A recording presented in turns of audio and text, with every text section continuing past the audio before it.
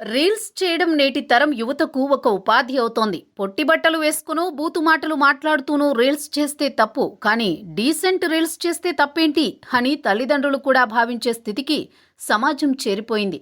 18 ఏళ్ల నుండి 20 ఏళ్ల వయసులో ముఖవర్చస్సు అంటే అందం, సృజనాత్మకత, తెలివితేటలు ఉండి రీల్స్ చేస్తే డబ్బు, పేరు, ప్రఖ్యాతులు వస్తాయి.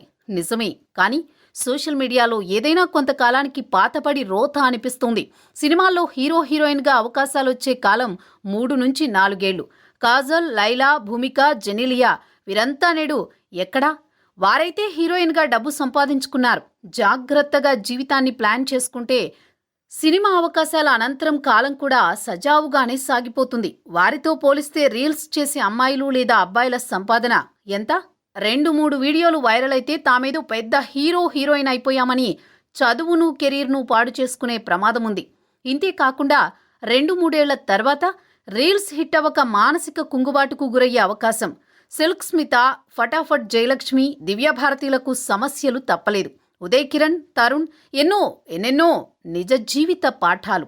పాల పొంగు చూసి గిన్నె నిండా పాలుంది అనుకోవడం, పాపులారిటీ కోసం చదువు, సంధ్య వదిలేసి సోషల్ మీడియాలో సమయం వృధా చేయడం రెండూ ఒకటే.